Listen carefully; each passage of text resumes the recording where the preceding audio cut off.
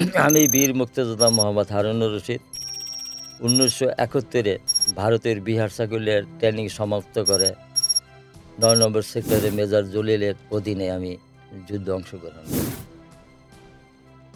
স্বাধীনতার কিছু ঘটনা আজকে বলতে চাইতেছি।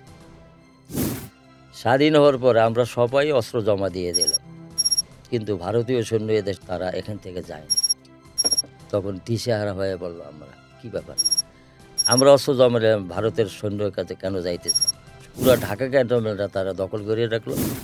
ঢাকা ইউনিভার্সিটি বুয়েটের হলগুলি তারা দখল করে রাখলো। তখন শেখ মুজিব দিশেহারা হয়ে গেল। বাসা নিয়ে তাকে সাজেশন দিলেন, তুই তাড়াতাড়ি ইন্দিরা গান্ধীকে ডাক। ইন্দিরা মঞ্চ বানাইলো, রেস করছে, সেখানে ইন্দিরা মঞ্চ বানিয়ে ইন্দিরা গান্ধীকে দাওয়াত দিল। ইন্দিরা গান্ধী বসা ছিল, শেখ মুজিব মাইকের সামনে গিয়ে জিজ্ঞেস করলো, আপনার সৈন্য কখন ফেরত যাবে?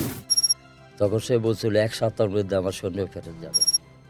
বলছিল না, মাইকের সামনে বসে। ইন্দিরা গান্ধী বলতে বাধ্য হয়েছিল যে এক হাফতা का अंदर हमारा फौजी वापस ले जाएगा, এবং তাই চলে গেছিল। স্বাধীন ডিক্লেয়ার যদি না হইতো ওই দিন শেখ মুজিব গ্রেপ্তার হইতো, কেন তার সৈন্য পুরা মিটিংটা ঘেরাও করে রাখছিল। কিন্তু স্বাধীন ডিক্লেয়ার হয়েছে বলে সে এই কাজটা করতে পারে না।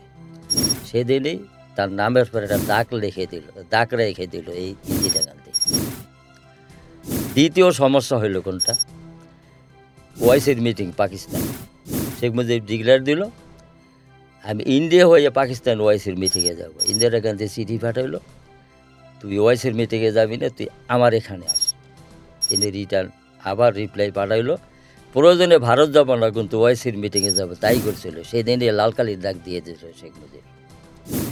25 বছর গোলামি চুক্তি থাকার পরও ইন্দিরা গান্ধী মোস্তাকের কাছে চিঠি পাঠাইলেন যে তোমার ইন্টারনাল ব্যাপারে আমি কোনো ইন্টারফেয়ার করো না, তবে তুমি ইসলামিক কান্ট্রি গঠন করো না। মুজিবের মৃত্যুর জন্য কারা দায়ী? আপনারাই বিবেচনা।